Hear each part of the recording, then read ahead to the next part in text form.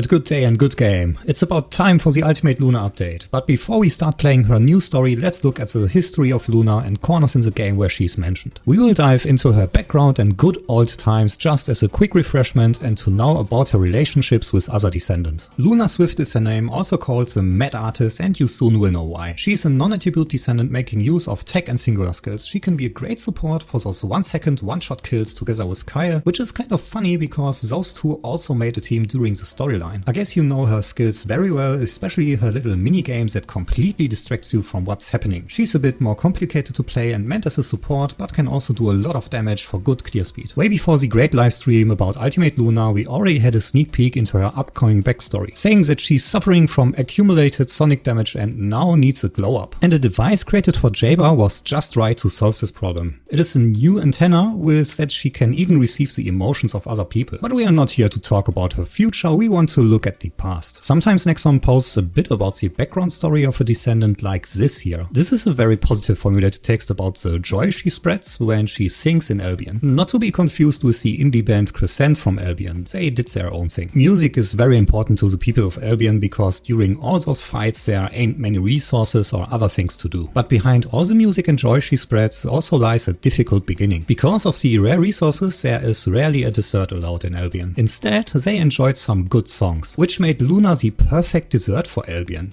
Okay. Everyone feels refreshed when she sings with her beautiful voice. Some troops felt that their combat capabilities enhanced while she was singing. So quickly HQ and the Magister thought that the Arche is active in her too, so they sent an escort to bring her in. But Luna was not so amused to be interrupted during a performance and dragged away from her normal life. She sang a song intense enough to incapacitate, shock and deafen the soldiers that were coming for her. This was proof that she had some Arche power and that her songs interfere with the Arche of others. In more tests they found out that her Arche is to manipulate sound waves. But after all those tests on her and training, she showed volatile mood swings and unpredictable behavior on the battlefield. In Albion she kept singing and listening to loud music even during briefings, which stresses Nell and Enzo out. But you can't just dismiss her because every descendant was needed, so Alpha gave her the order to take all that energy out on the battlefields and sing as she pleases for everyone. This is how the battlefield became her stage and it worked really well from there on. All of this not only describes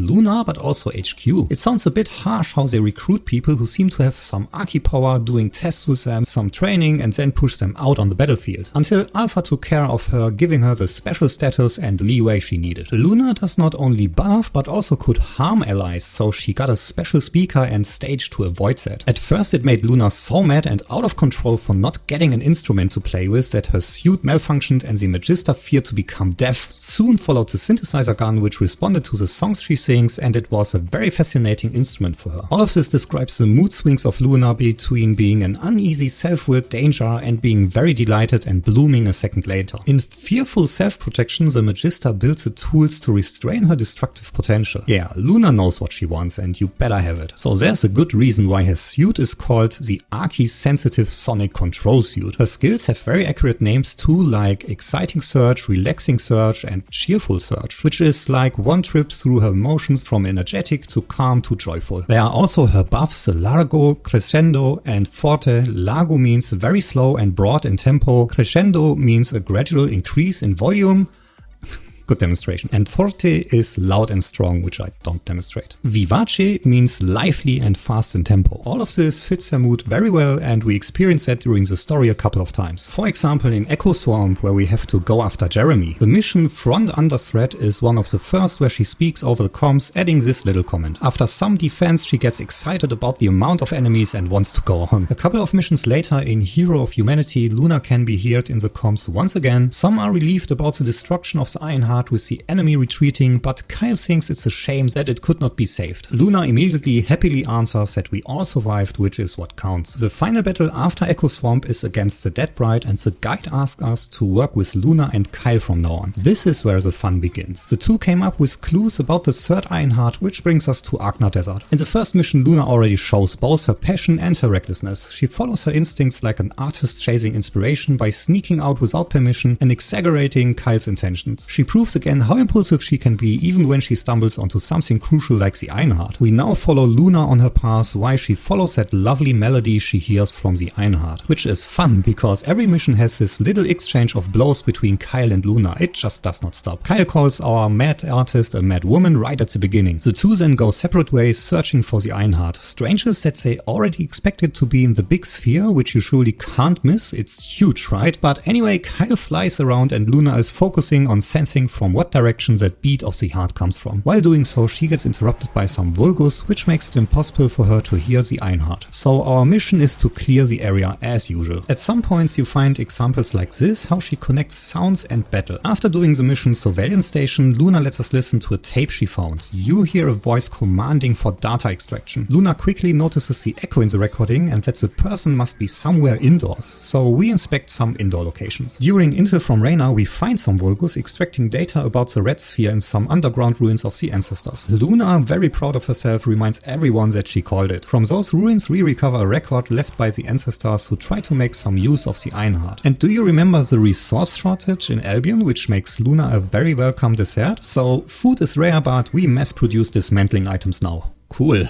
We need those for the big weapon we found, so Alpha sends us out with Kyle to clear out enemies as usual while Luna and Reina investigate the weapon. As always, Kyle wants to blow everything up, and after a while we found ourselves in the mission Kyle and the Spectral Digger. Luna interferes at one point, asking Kyle if he's Asimo and why he's so eager to destroy everything. Kyle plays it down all the time, often calls Luna a kid, not sure if he means her age or her battle experience. But while dealing with the Spectral Digger, Kyle's friends were slaughtered by the Vulgus and now he's blinded by revenge. In the mission Reclaim the Agna Desert storage, he goes full berserk mode. Guide and Luna are worried about him, but Luna is sure to calm him down. Only seconds before Kyle blows it all up, Luna manages to talk him out of a stupid mistake that he would have made. Honestly, I would have expected a bit more in this dialogue after Guide and Luna made up some secret plan how to calm Kyle down, but then it was just a simple discussion and bring Kyle back on the track. After that comes one of my favorite parts. Reina and Luna found bones of something as big as a dropship. They think it's an animal called Caligo. Must have been a damn big butterfly. Yes, there's also Caligo ossuary, the butterfly ossuary. This lives rent-free in your head now, have fun. Shortly after that, Luna and Reina find the burial site of the Caligo near the mining site in Agna Desert. Our mission is to find out what this place has to do with the ancient Arche weapon by killing all enemies. In those missions like Mining Beacon, you can hear Luna all day long if you like, how she sees even a dangerous Vulgus attack as if it were a noisy party. After clearing out all enemies, Luna finds the old bones and traces of Arche on them. The guide suggests that the Caligo was likely an experimental test subject for Arche weapons. The detection of so much Arche on its bones shows that there have been some heavy testing on this animal. But the guide is very careful with her words and wants to wait for more data and more killing. We now search for more evidence in the Caligo ossuary and listen how Kyle and Luna fight with each other again. I love it every time she calls him Tin Can. Reminds me of the Wizard of Oz. But neither Luna nor Kyle can follow us anymore after all those battles. In the end, the guide tells both to stay outside while we bring chaos to the ossuary. Back in Albion, Luna is eager to find out more about the inversion energy we found in the ossuary, with even more Tin Can insults. I love it. Here she describes her own personal motivation as that of a dreamer, which may mean she's more playful and less battle focused. Saying this could also mean that she sees the other Descendants as more disciplined and combat oriented, and she seems amused by Enzo's sentimental words and mocks them lightly while saying this over the public communication channels. Oops. She's obviously embarrassed about her mistake, but I bet our lovely artist totally knew what she was doing. Meanwhile, we found a record about the giant bones, the ancient Arche weapon and the Ironheart left by the ancestors and deliver it to Alpha in Albion. Luna and Kyle still need to take a break, so it's up to us. Which means Reina is back, guiding us through the rest of the slaughter in Agna Desert. The guide managed to get control over the Arche weapon and is readjusting the floating stones, making it ready to shoot. A comment of Luna sounds like she would rather be elsewhere than here on these battlefields, going back to her easy life as an artist just before those troops dragged her from a stage. In the following missions like Commanding Ground, you hear a lot more of Luna and Kyle again. Seems like they recovered and are ready for the final battles. You surely remember jumping from stone to stone here, falling off way too often. Well, I did. But nowadays all of this has become so easy with some grappling hook cooldown. And after the final battle with Gremoth, we can activate the weapon for this unforgettable cutscene.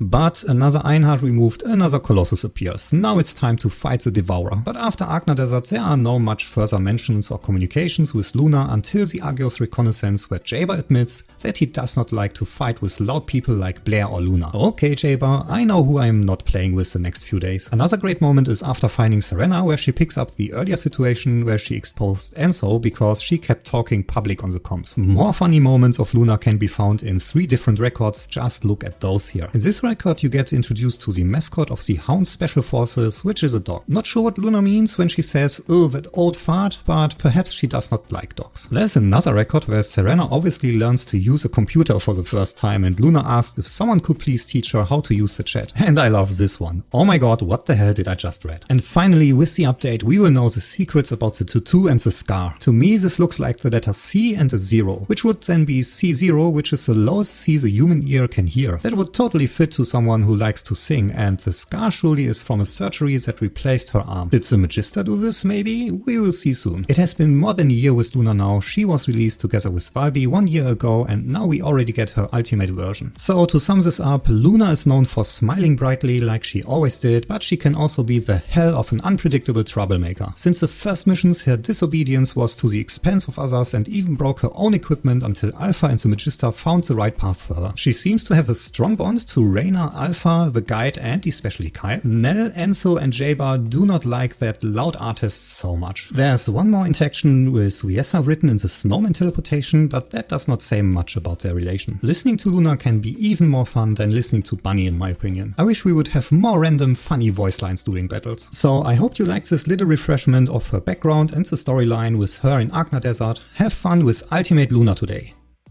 And how about we listen to Luna a little bit more? Hi, I'm Rebecca. I'm the voice of Luna in the first Descendant, and I am so excited to celebrate the release of Ultimate Luna with you all. Luna has been such a fun character to voice, and yes, she is a little bit more complicated to play, but in my opinion, that just makes her all the more rewarding, and it has been amazing to see how much love she's gotten from the community. I've been asked a few times if I do the motion capture for her, and unfortunately the answer is no, as that would be so much fun. But rest assured, I am still very much dancing in that booth when we record. I cannot wait to see what you all do with Ultimate Luna on September 4th, and as Luna would probably say, are you excited to be here at my show? Well, this one's bigger, brighter, and ultimate. So I hope you all enjoy it and have fun.